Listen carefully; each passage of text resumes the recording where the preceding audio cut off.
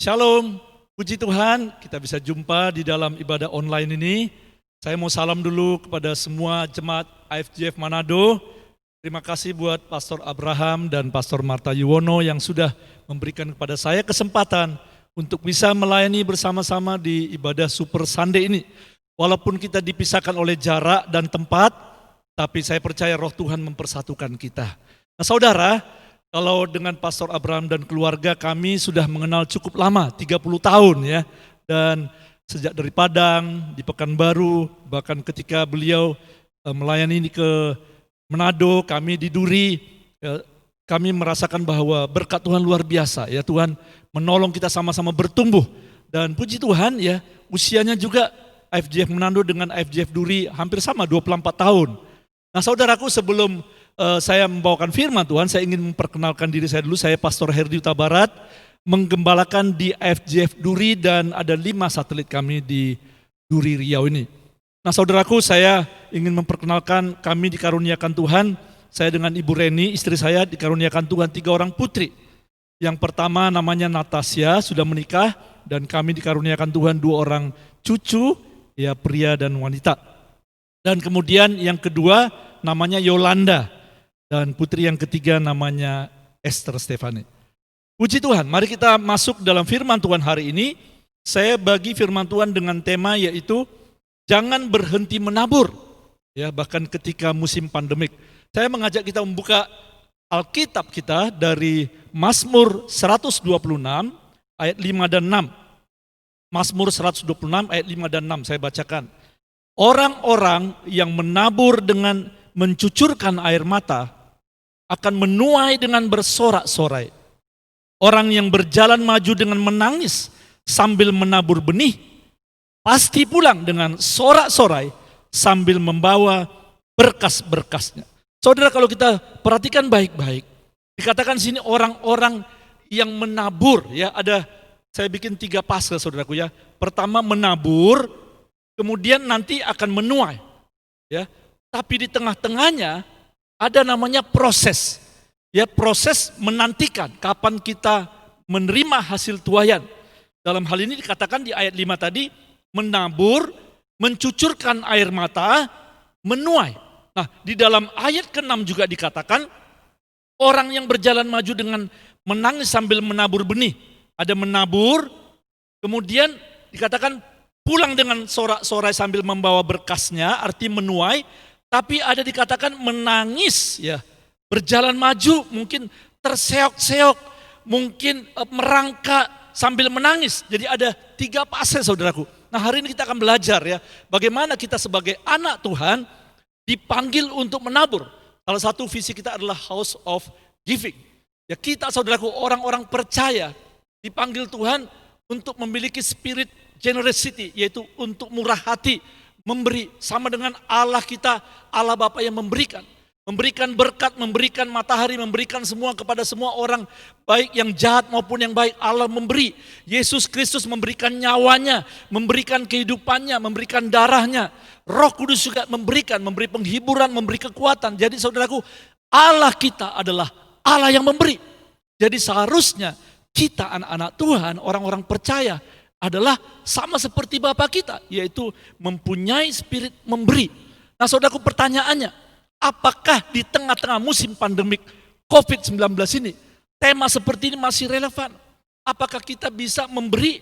Apakah cocok enggak saudaraku ya? Sementara kita dibatasi, sementara kita enggak boleh kemana-mana, kita mengalami lockdown atau PSBB, atau kita mengalami karantina, bisa enggak kita menerapkan spirit of giving, yaitu memberi, yaitu menabur saudaraku?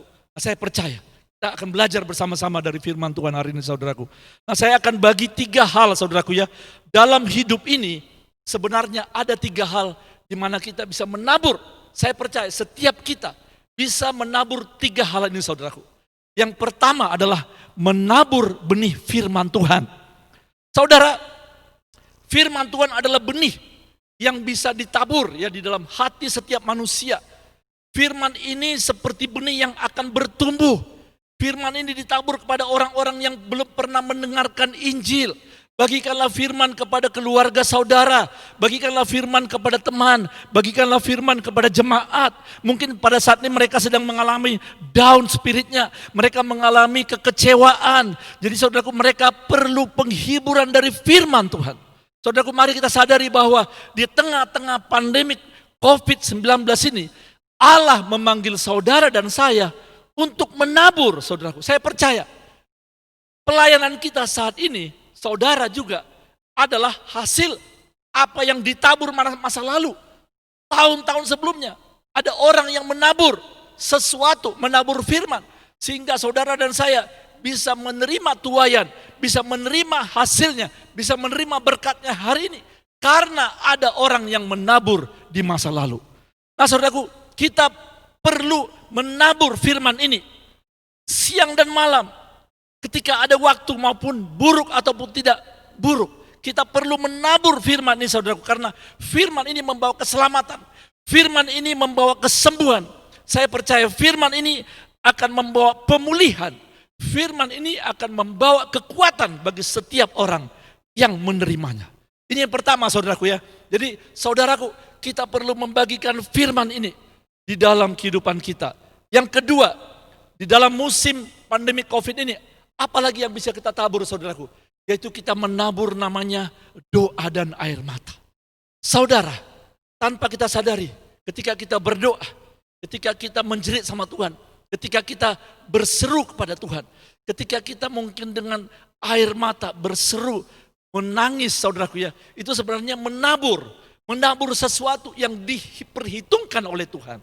Nah, saudaraku, saya bawa kita untuk melihat satu tokoh dalam Alkitab namanya Hana, saudaraku. Hana ini sudah dikatakan bahwa kandungannya ditutup oleh Tuhan. Saya bertanya saudaraku, kalau Tuhan sudah tutup kandungan, ada yang bisa buka enggak? Enggak bisa saudaraku, tidak seorang pun bisa buka. Dokter juga enggak bisa. Hanya Tuhan yang bisa buka. Nah saudaraku, dalam Alkitab dikatakan Hana berdoa sungguh-sungguh. Ketika dibawa suaminya ke bait Allah, dia berdoa saudaraku, sampai karena begitu sungguh-sungguhnya berdoa, dia komat kamit. Dikirain oleh Imam Eli dia mabuk saudaraku. Begitu terus berdoa. Nah di dalam 1 Samuel pasal 1 ayat 10 dikatakan, dan dengan hati pedih, ia berdoa kepada Tuhan sambil menangis terseduh-seduh. Dengan kata lain saudaraku, dia sedang menabur di hadapan Allah. Saudaraku, dia sedang menabur ya benih doa itu kepada Tuhan, dan Tuhan memperhitungkannya. Ayat 12, ketika perempuan itu terus menerus berdoa di hadapan Tuhan, maka Imam Eli mengamati mulut perempuan itu. Dan saudara, kita tahu akhir ceritanya, bagaimana akhirnya Hana diberkati oleh Tuhan. Dikatakan ketika Hana bersetubuh dengan suaminya, katakan Tuhan mengingat dia. Tuhan memperhitungkan doanya. Benihnya itu menjadi sesuatu yang mendatangkan hasil mujizat. Dia menabur benih doa, dia menabur benih air mata, dan Tuhan memperhitungkannya. Bapak Ibu sekalian dikasih Tuhan, mungkin saudara saat ini berpikir, saya sudah lama berdoa, saya sudah lama menangisi anggota keluarga saya yang belum bertobat. Saya berdoa untuk bisnis usaha saya, belum ada hasilnya. Saya berdoa untuk anak sekolah di tempat saya, belum kelihatan pertumbuhannya. Saudaraku, jangan berhenti berdoa. Jangan berhenti menabur. Dikatakan tadi, orang-orang yang menabur dengan air mata pasti akan menuai, saudaraku. Ada kata-kata pasti. Pasti, saudaraku. Yakin. Bukan mudah-mudahan, tetapi pasti akan menuai hasilnya, saudaraku. Nah saudaraku, saya kagum dengan jemaat IFJF Manado. Kenapa saudaraku ya? Karena saya melihat begitu kuat di dalam doa, spirit doanya. Ya, di dalam waktu-waktu tertentu jemaat bersama dengan gembala dan ibu gembala keliling berdoa untuk kota, berdoa di gereja, berdoa di rumah. Sama juga dengan kami di IFJF Duri, saudaraku. Saya melihat dan saya bersyukur pada Tuhan bahwa gereja kami di sini adalah karena hasil doa, saudaraku. Saya boleh katakan gereja ini ada karena Tuhan dan karena doa. Kalau enggak karena doa, saudaraku, tidak ada seperti ini. Pembangunan ada 10 bangunan yang kami melihat bagaimana Tuhan campur tangan. Adalah karena doa, saudaraku. Doa dan air mata terus menerus kita naikkan. Nah, menabur doa, kita lihat di sini bagaimana jemaat IFJF Manado menabur doa dan air mata untuk kota Manado, untuk keluarga. Itu tidak sia-sia, saudaraku. Itu diperhitungkan oleh Tuhan. Karena itu tetaplah tekun dalam doa. Saudara, ada satu ayat Mazmur 56, ayat 8 dikatakan demikian. Sengsaraku, engkaulah yang menghitung-hitung ya Tuhan. Air mataku kau taruh ke dalam kirbatmu. Bukankah semuanya itu telah kau daftarkan? Dalam bahasa Inggrisnya dikatakan, you have collected all my tears in your bottle. Jadi kira-kira saudaraku ya, Tuhan itu punya satu tabungan atau tempat atau semacam botol, dikatakan kirbat, di mana Raja Daud, hamba-hamba Tuhan, kita menangis, berdoa, dan Tuhan tampung, ya. Tuhan melihat air mata saudara. Mungkin saudara saat ini karena COVID ini pergumulan saudara begitu berat. Saudara nggak tahu lagi menyusun kata-kata untuk menaikkan doa kepada Tuhan. Saya pernah mengalami hal itu juga, saudaraku. Dan yang ada adalah cuman hanya menangis. Mungkin saudara hanya menangis begini, saudaraku. Orang lain nggak ngerti apa arti tangisan saudara. Bahkan mungkin kalau pendeta atau orang hamba Tuhan pun melihat saudara, itu model doa apa? Mereka nggak ngerti, saudaraku. Tapi sementara saudara menangis, berseru kepada Tuhan, meratap.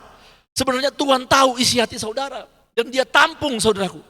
Kemudian besok, minggu juga, saudara berdoa demikian, Tuhan ngerti. Saudara doa puasa, bulan depan begitu juga, Tuhan mengerti. Ditampung air matanya, saudaraku. Tidak sia-sia air mata saudara. Dan saudaraku, saya melihat, ya ini satu benih yang perlu ditabur.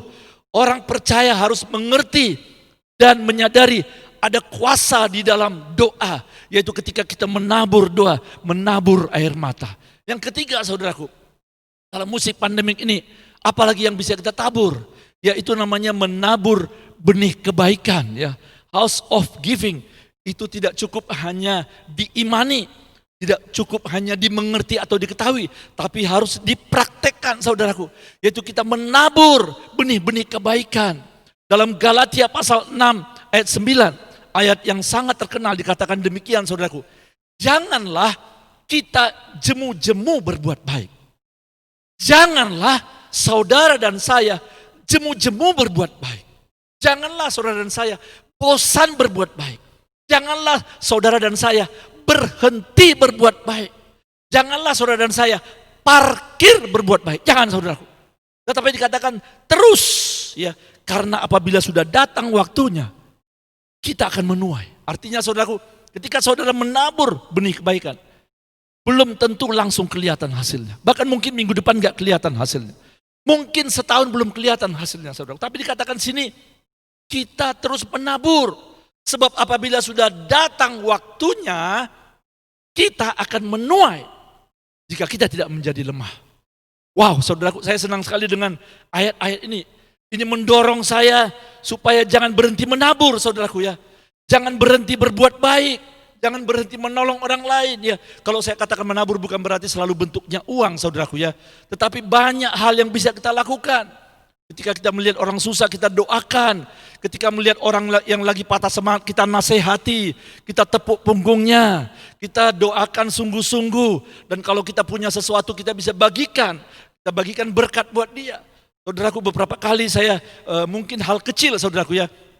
Ketika di Jakarta, misalnya baru selesai naik taksi, kita kasih lebih berkat kepada supir Grab, kepada supir Gojek.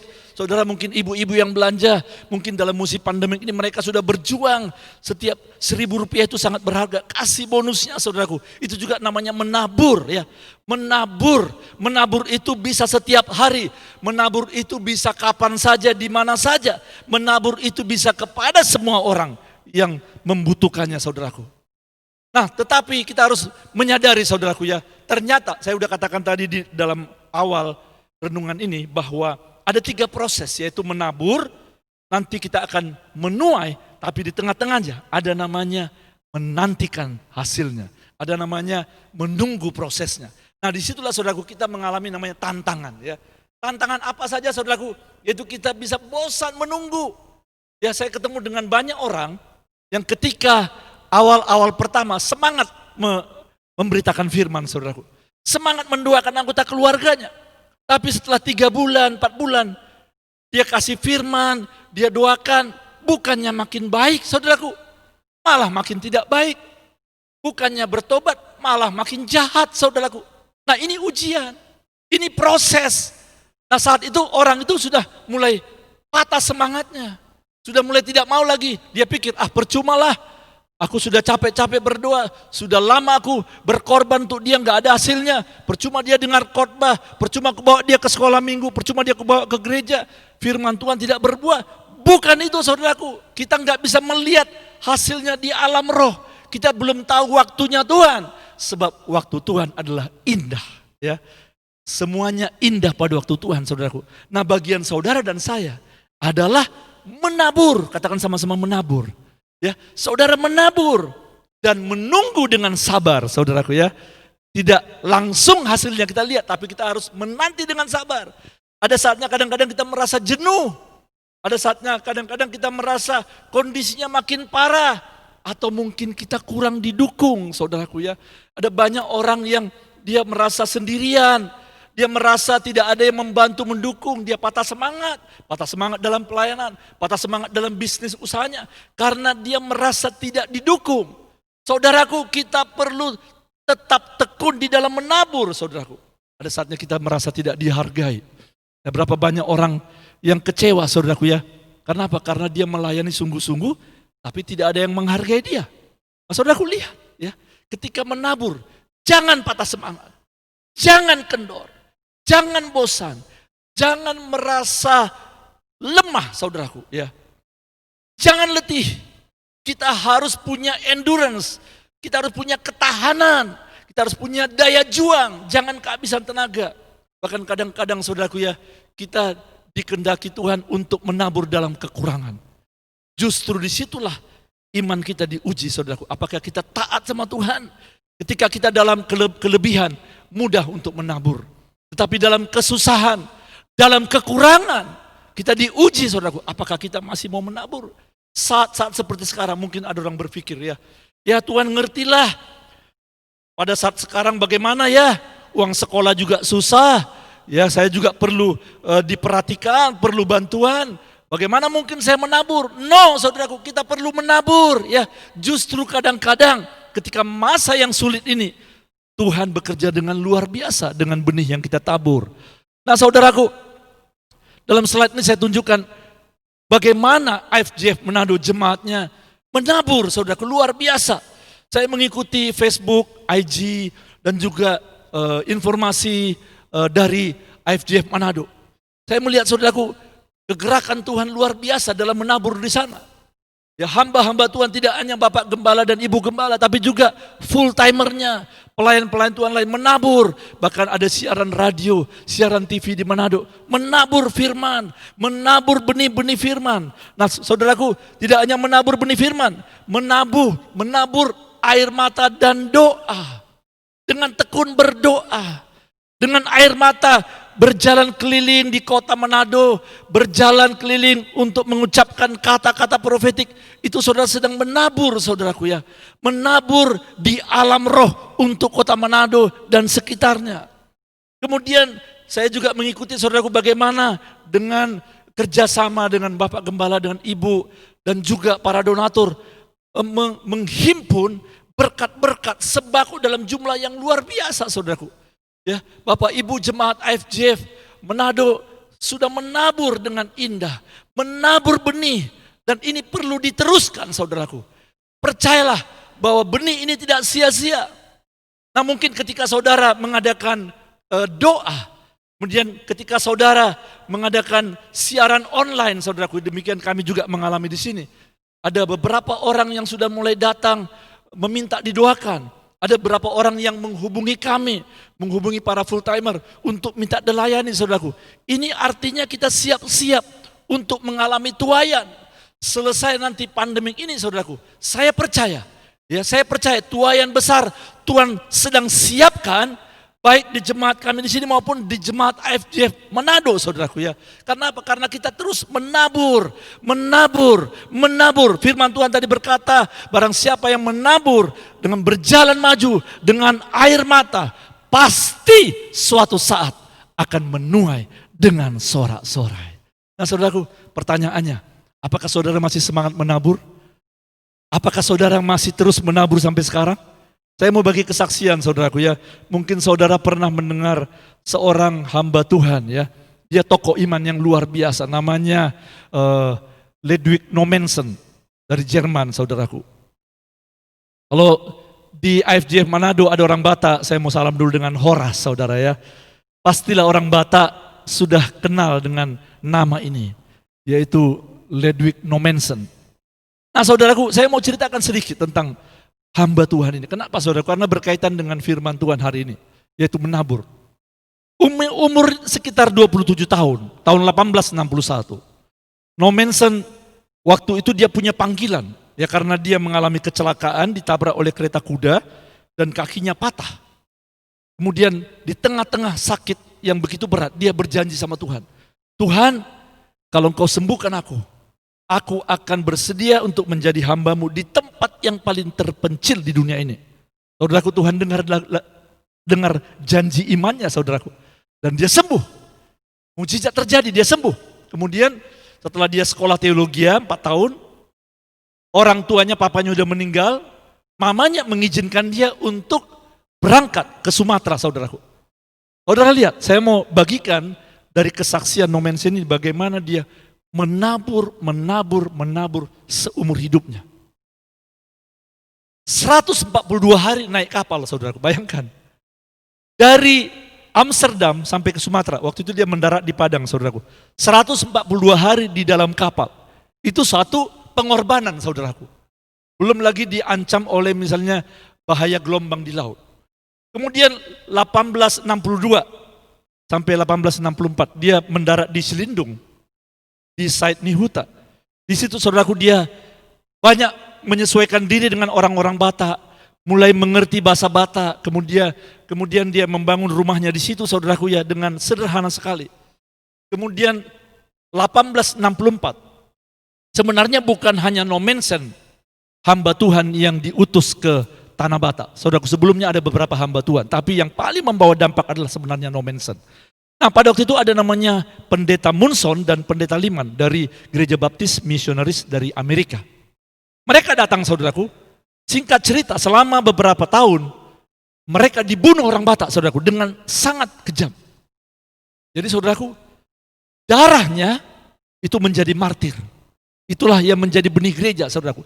Darah orang martir itu menjadi benih buat gereja. Jadi Munson dan Liman pada waktu itu dibunuh oleh orang Batak dengan cara keji, karena orang Batak pada itu tidak percaya sama Tuhan, animisme atau tidak percaya sama Allah, tidak percaya sama Yesus. Jadi saudaraku, itu yang terjadi 1864. Ada satu peristiwa di mana waktu itu Nommensen dia mendekati dengan orang-orang Batak untuk mulai memberitakan Injil, ternyata ada salah paham, terjadi konflik saudaraku ya. Nah pada waktu itu Raja Batak menangkap Nommensen dan mau dipersembahkan di hadapan ribuan orang, tokoh-tokoh orang Batak pada waktu itu. Ingat saudaraku, pada waktu itu mereka belum pernah dengar Injil. Ini baru pertama kali. Jadi saudaraku, Nommensen mau dipersembahkan untuk dikorbankan kepada dewa atau setan atau apa saudaraku. Jadi dia mau dibakar ceritanya gitu saudaraku. Tapi Nommensen dia berdoa sama Tuhan. Dia sudah lama berdoa sebenarnya. Mamanya juga berdoa dari Jerman sana. Banyak orang berdoa. Ingat saudaraku, benih doa tidak sia-sia. Dia berdoa dan dia minta Tuhan, lakukanlah mujizat pada hari ini. Apa yang terjadi saudaraku? Terjadilah hujan begitu deras, angin topan beliung yang datang menyerang mereka, sehingga pertemuan pesta atau acara itu yang dihadiri oleh ribuan orang, di mana mereka akan mempersembahkan Nommensen untuk dibunuh dan dibakar, itu jadi bubar saudaraku. Karena angin begitu kencang dan hujan begitu kencang. Jadi mereka berpikir gini saudaraku, ini Nommensen ada dewanya. Ini Nommensen ini sakti nih, bukan main-main ini. Jadi saudaraku, dengan cara itu mereka mulai mau mendengarkan Injil daripada Nommensen. Disitulah saudaraku kepala sukunya jadi bertobat. Disitulah saudaraku banyak orang dibaptis. Dan itulah awalnya Injil disampaikan ke Tanah Batak, saudaraku. Kemudian 1865, setelah dia menikah, saudaraku ya, dia sempat pulang ke Eropa, liburan, dan dia menikah, istrinya namanya Caroline. Setelah mereka datang kembali ke Tanah Batak, Caroline melahirkan, anak pertamanya meninggal. Saudara bayangkan, renungkan sebentar. Dia pelayan Tuhan, sudah berkorban dari Jerman, tempat yang modern, yang baik, datang ke Tanah Batak, tempat terkucil. Dia sudah sungguh-sungguh berkorban segalanya, tetapi anak pertamanya diambil oleh Tuhan. Saudara, saya kagum dengan hamba Tuhan ini. Dia bisa berkata, Tuhan, aku sudah menabur semuanya, kenapa kau ambil nyawa anakku? Tapi saudaraku, Tuhan menguatkan dia. Akhirnya dia terus menabur, saudaraku. Tahun 1872, gereja pertama dibangun. Nah saudaraku, ada peristiwa menyedihkan berikutnya, itu anak keduanya laki-laki meninggal dunia. Saudara lihat, ini yang saya katakan tadi, menabur. 1876, dia dengan teman-temannya yang datang dari Jerman membantu untuk menerjemahkan Alkitab ke bahasa Batak. Itu tahun 1876, saudaraku. Dengan demikian Alkitab menjadi bisa tersebar kemana-mana. Dan pada waktu itu, saudaraku, ada 7.000 orang Batak dibaptis. Luar biasa, puji Tuhan. Saudara, tidak berhenti sampai situ. Dia terus, 1877, Raja Sisingamaraja yang ke-12 itu mengancam kegiatan misionaris pada waktu itu, saudaraku. Tapi Tuhan melindungi mereka sehingga mereka tidak sampai musnah, saudaraku. Lihat tantangannya, saudaraku, lihat prosesnya. 1881, akhirnya dia diangkat menjadi Eporus. Orang Batak memanggilnya Opuni HKBP, saudaraku ya. Kemudian 1887 dia dipertemukan dengan istrinya, ya setelah istrinya yang pertama meninggal. Oh maaf, ini istrinya meninggal, saudaraku ya, yang namanya Caroline tadi meninggal. Dan 1890 dia mulai misi sendiri di Toba. Saudara bayangkan betapa banyak pengorbanannya, betapa banyak yang sudah dia tabur, saudaraku ya. Tapi dia tidak patah semangat. Dia tidak kecewa sama Tuhan, dia tidak kecewa sama hidupnya. Kemudian saudaraku, anaknya dibunuh. Tahun 1900, Zending Batak dan Zending Medan dimulai, saudaraku. 1909, setelah dia menikah kembali, istrinya yang kedua meninggal dunia. Saudara, perjalanannya begitu berat. Perjalanannya tidak enak, saudaraku. 1909, anaknya tertembak perang di perang Perancis, saudaraku. Waktu itu anak-anaknya sebagian di Jerman. Dan dia tidak bisa melihat pemakaman anaknya. Saudara, ini satu hal yang begitu berat dalam kehidupan Nommensen. Tapi puji Tuhan, saudaraku, dia mengerti prinsip menabur. Dia mengerti bahwa Allah mengasihi orang-orang Batak. Dia mengerti bahwa Injil harus disampaikan. Dia percaya bahwa benih firman yang dia tabur tidak akan sia-sia. Benih kebaikan yang dia tabur tidak akan sia-sia. Doa-doa yang dinaikkan tidak sia-sia. Dia terus, saudaraku, dia terus setia sampai akhir hidupnya. Usia ke-19, ke-84, yaitu tahun 1918. Nommensen meninggal di Sigupar, saudaraku, dekat Tarutung. Saudara, itulah riwayat seorang pahlawan iman yang diutus Tuhan dari Jerman menuju ke Tanah Batak. Saudaraku, pada saat itu ratu juga dari Eropa datang memberikan penghargaan yang luar biasa, saudaraku. Dah kita melihat di sini, saudaraku, bagaimana firman Tuhan digenapi dalam kehidupan Nommensen. Kalau kita mau menabur dengan tekun, menabur dengan air mata, menabur dengan sungguh-sungguh, menabur dengan pengorbanan, maka suatu saat kita pasti menuai, akan bersorak-sorai, menuai hasilnya, saudaraku. Saudara, kita tahu ceritanya. Saat ini HKBP sudah kurang lebih 150 tahun lebih, saudaraku. Dan kita lihat apa yang dituai oleh orang-orang Batak saat ini sebagai benih yang ditabur oleh Nommensen dan hamba-hamba Tuhan sebelumnya, dan juga hamba-hamba Tuhan yang ikut di dalam pelayanan di HKBP.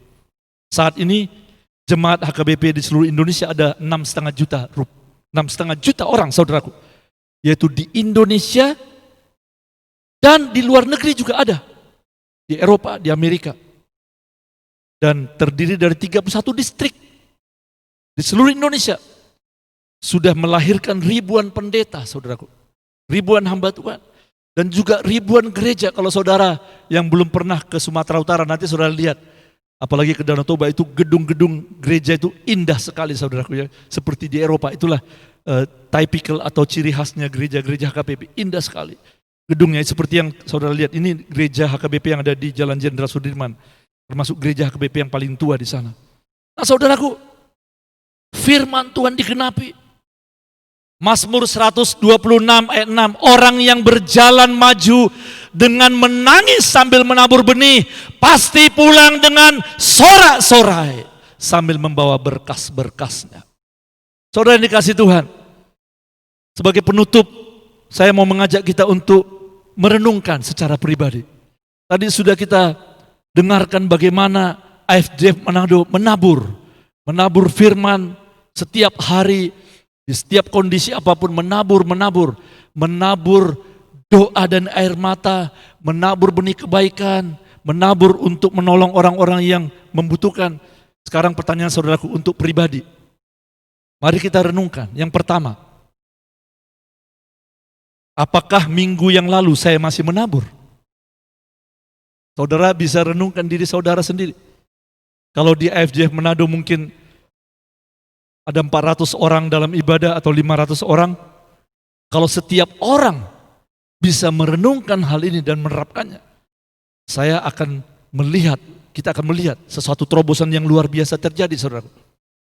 Tanya pada diri kita, apakah kita sebagai anak Tuhan sudah menabur enggak? Sudah menabur enggak? Menabur kebaikan, menabur doa, menabur firman minggu lalu. Nah yang kedua, mari kita merencanakan. Artinya meniatkan, saudaraku, membuat planning untuk minggu depan. Menabur sesuatu kepada orang, menabur firman. Mungkin pada keluarga saudara atau teman atau jemaat atau siapapun. Menabur.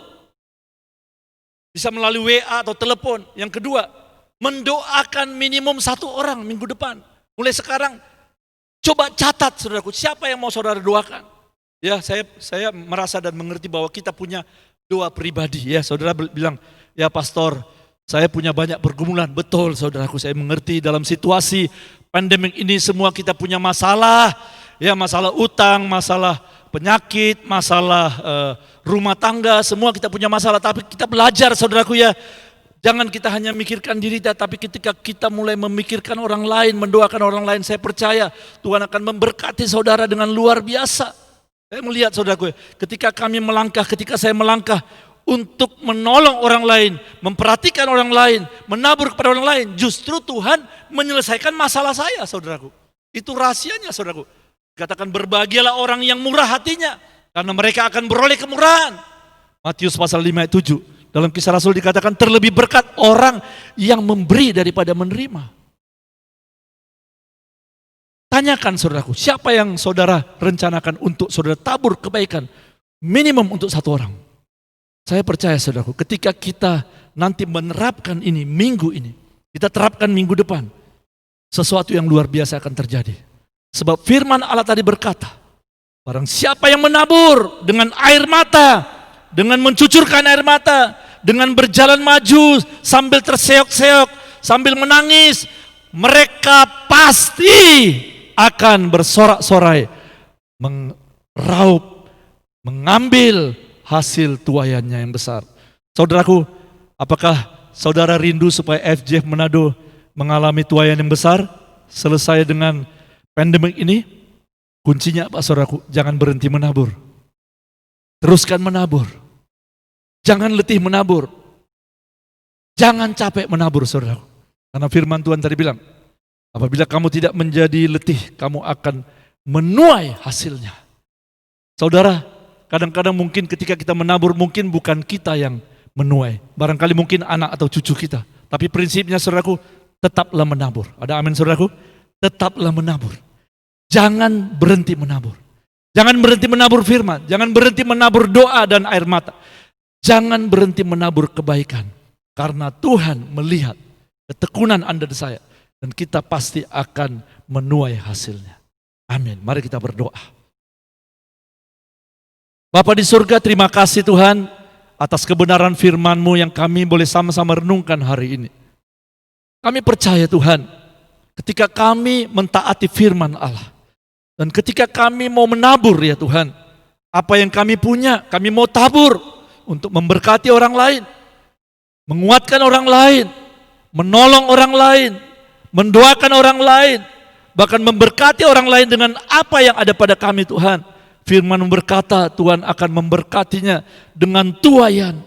Kami akan menuai hasilnya. Kami akan menuai berkatnya Tuhan. Dan orang-orang juga diberkati melalui pelayanan kami, melalui kehidupan kami. Bapa di surga, materaikanlah firman-Mu ya Tuhan, supaya ini boleh menjadi rema dalam kehidupan kami, khususnya jemaat IFJF Manado. Biarlah Tuhan Kau pakai jemaat IFJF Manado membawa dampak yang luar biasa buat kota Manado dan sekitarnya. Kami berdoa Tuhan untuk hamba-Mu, Bapak Gembala Pastor Abraham dan Pastor Marta Yuwono. Tuhan urapi mereka, pakai mereka dengan lebih lagi Tuhan. Berikan kekuatan, kesehatan, lindungi mereka Tuhan bersama dengan anaknya. Dan semua jemaat Tuhan dipagari dengan kasih karunia Tuhan. Sehingga boleh mengalami tuaian yang besar. Bahkan semasa pandemi ini juga kami terus menabur. Dan kami percaya Tuhan akan genapkan firman-Mu dalam kehidupan kami. Nama-Mu dipermuliakan. Terima kasih Bapa. Dalam nama Yesus Kristus kami berdoa dan mengucap syukur. Amin. Terima kasih sekali lagi buat Pastor Abraham dan Pastor Marta beserta dengan seluruh jemaat IFJF Manado. Saya sangat bersuka cita. Salam dari kami keluarga dan jemaat IFJF Duri untuk Bapak Ibu sekalian. Mari kita terus bertumbuh, mari kita terus menabur. Pasti kita akan menuai. Sampai jumpa di lain waktu. Tuhan Yesus memberkati. Haleluya.